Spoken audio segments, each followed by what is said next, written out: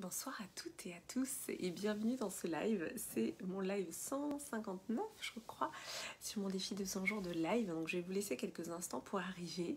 J'espère que vous avez passé une bonne journée. Pour moi ça a été une très bonne journée. J'ai envie de vous partager comme chaque jour une anecdote, un enseignement, voilà quelque chose qui est important. Et que j'ai vraiment envie de partager avec vous. Donc ceux qui ne me connaissent pas, je suis Clémence Martin, je suis la fondatrice de The Positive Place. Et donc dans ces lives, eh bien, je vous donne à voir cette partie invisible. Je vous donne à voir des choses voilà, qu'on ne dit pas forcément. Et c'est ça qui est important pour moi aussi, c'est de vous dire ce qu'on ne dit pas forcément. Donc j'ai intitulé ce live, ah bah super, voilà, quand vous êtes là, vous pouvez me dire si vous êtes là, je vois des petits pouces, je sais pas forcément qui est en ligne, qui est connecté, donc c'est pour ça, faites-moi un petit coucou et comme ça je vois que vous êtes là. Donc si vous êtes là en replay, vous pouvez me mettre le hashtag replay. Donc j'ai intitulé ce live « Je ne suis pas ce que j'ai vécu, je suis ce que je décide d'être, celle que je décide d'être ». Donc ça c'est une citation de Jung que j'ai postée aujourd'hui, qui résonne beaucoup, qui me parle beaucoup, parce que quand on vit des événements, des épreuves, des événements difficiles, qu'est-ce qui va se passer? On va potentiellement s'identifier à ce que l'on vit et s'identifier négativement. C'est comme si chaque jour on se levait en se disant « Ah oui c'est vrai j'ai vécu ça et puis c'est vrai je suis comme ça etc. » comme une espèce de fatalité, quelque chose d'horrible qui nous tombait dessus en fait et qui nous écrasait d'un poids, un poids énorme oui c'est ça, qui vient nous écraser en fait et qui vient nous conditionner à une certaine identité. Et donc finalement, ça, sans s'en rendre compte, ça peut vraiment nous pourrir, entre guillemets, la vie, parce que, voilà, ça arrive de vivre des choses difficiles, non seulement c'est difficile, mais si en plus on a ces pensées, en fait, qui sont en fait des pensées d'enfermement, qui nous enferment sur une seule identité, comme nos pensées créent la réalité, il y a vraiment cette dimension que nos pensées, en fait, vont nous plomber. Nos pensées vont vraiment nous tirer vers le bas. Et je vais prendre un exemple que peut-être vous avez vécu dans votre entourage ou que vous avez vécu vous-même. Moi, j'ai vécu dans mon entourage des gens qui ont eu des graves maladies. Et en fait, finalement, une fois qu'on a été gravement malade, moi en tout cas, voilà, le père de mon fils avait été gravement malade, il a guéri, mais en fait, malgré sa guérison qui était une guérison miraculeuse, en fait, il se voyait toujours comme un malade. Et il avait peur de tout. Et merci pour les cœurs. Donc, il ne se voyait pas comme un miraculé, parce que pour le coup, c'était vraiment un miraculé. À l'hôpital Saint-Antoine, il l'appelait comme ça, il l'appelait le miraculé. Ils ont réussi à le guérir d'une leucémie qui était normalement incurable. Donc, c'était vraiment un miraculé. Mais il ne le percevait pas comme ça. Il n'en avait absolument pas conscience, dans le sens où il se réjouissait pas le matin en se réveillant en disant « je suis un miraculé ». Non, il se voyait encore comme un malade. Donc vous voyez comment en fait l'état d'esprit, le mindset peut vraiment tout changer. Parce que en l'occurrence, sa guérison était alors évidemment le mot miracle, voilà, mais sa guérison était incroyable. C'était improbable, voilà, c'est pour ça qu'il l'appelait comme ça à l'hôpital. Donc vous voyez bien comment finalement, en fonction des événements qu'on vit, il y a toujours cette dimension de comment on se perçoit. Et donc le lâcher prise, qu'est-ce que c'est? Le lâcher prise, c'est une fois que les événements nous sont arrivés, c'est de lâcher les pensées sur ces événements au lieu de s'y attacher, au lieu de s'y identifier et au lieu de ruminer. Donc voilà, moi c'est vraiment ça que j'ai observé et je le dis en toute humilité sur moi aussi, bien sûr, sur d'autres personnes, mais voilà, moi j'ai fait partie de ces gens qui ruminaient mais pourquoi ça m'arrive à moi et pourquoi ci et pourquoi ça. Et au final, ça me plombait complètement. C'est vraiment des pensées qui sont des pensées enfermantes. C'est vraiment des pensées qui vont nous empêcher d'être dans l'instant présent. Merci pour les cœurs.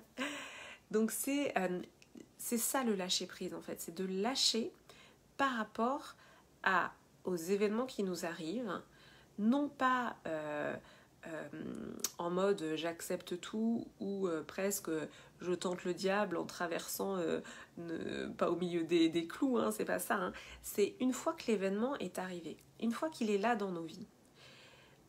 Le fait de le ruminer, c'est comme si on allait en permanence le revivre. Parce que les pensées, ou les mots d'ailleurs, nous font revivre les émotions associées à ces événements-là.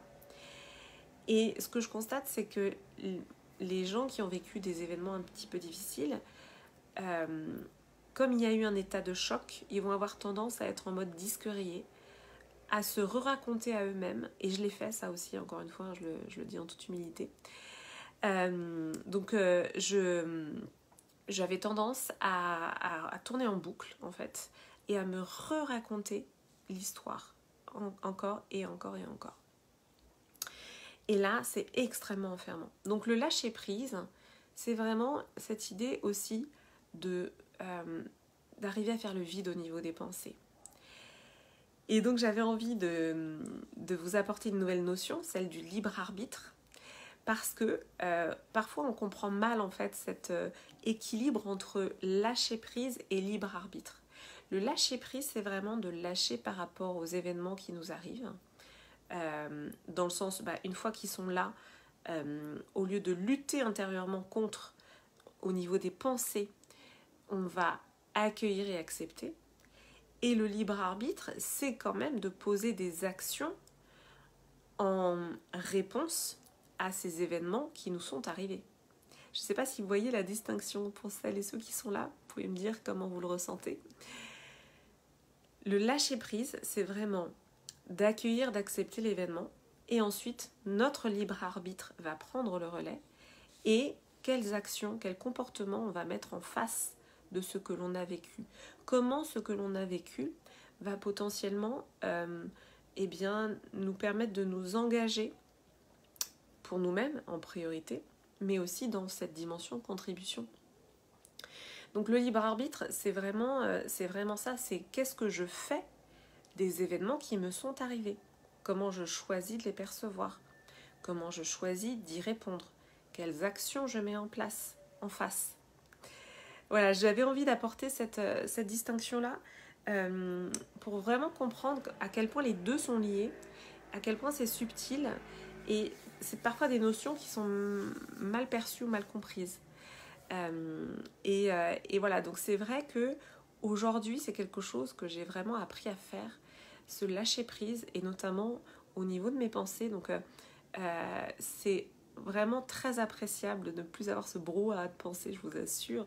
Il y a encore, je me souviens très bien, en 2017, j'avais tellement de pensées ruminatoires que je me souviens de m'être dit, mais je voulais tellement que ça s'arrête, j'avais envie de me taper la tête contre les murs.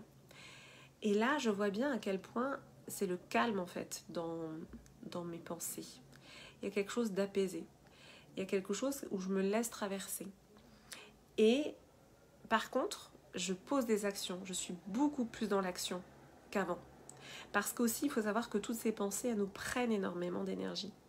Et je constate que depuis que je fais tout ce travail sur mes pensées, eh bien, j'ai plus d'énergie pour agir, pour mettre des actions en face. Donc voilà, les journées font toujours 24 heures, mais eh bien finalement, il y a plus d'énergie disponible. Donc ça, c'est un autre bénéfice, vraiment, de faire ce travail sur les pensées que l'on va trouver, bien sûr, dans la méditation pleine conscience. Mais pour moi, c'est aussi ce processus de lâcher prise sur les événements qui nous arrivent. Et je sais que c'est pas évident. Il y a un peu de bruit dehors. Je sais que c'est pas évident, mais mon témoignage de ce soir, c'était vraiment de vous apporter le résultat, en fait, le bénéfice. Parce qu'on peut se dire, mais non, il y a pas de bénéfice à lâcher prise, et puis on va avoir plutôt tendance, quand des événements nous arrivent, à être en tension, à être super concentré et super en tension pour pouvoir y répondre. Et en fait, il faut faire confiance à notre corps qui sait répondre à des situations de danger immédiat. Et par contre, notre mental, il faut vraiment l'apaiser pour moi et lui permettre de lâcher, voilà, de lâcher vraiment prise, de stopper les ruminations. Et dans un deuxième temps, de poser des actions en face. Voilà, pour moi c'est vraiment ça l'équilibre entre le lâcher prise et le libre arbitre. Voilà, je ne sais pas si ça vous a parlé, dites-moi si ça vous a parlé. Apparemment, il y a des gens qui essaient de mettre des commentaires, mais ça ne marche pas. J'ai bien eu votre message, Pascal, mais je sais pas pourquoi certaines personnes ne peuvent pas mettre de commentaires. Peut-être que c'est ce soir que ça ne marche pas très bien les lives, je ne sais pas. En tout cas, voilà, dites-moi si ça résonne pour vous, comment ça résonne pour vous. Je suis toujours très très heureuse de vous lire et de pouvoir percevoir, de rentrer en lien avec vous. C'est très important pour moi.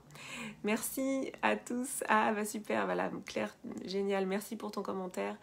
Merci à toutes celles et ceux qui sont passés ce soir. Merci pour votre présence. Merci Claire, Esmeralda, Pascal, Karl. Voilà, je ne sais pas si j'ai cité tout le monde. Je vais vous souhaiter une très belle et douce soirée et pourquoi pas une douce nuit, peut-être que c'est l'heure. Je vous embrasse très fort et je vous dis à demain pour le live 160. Bisous Marion, je vais mettre fin au live du coup.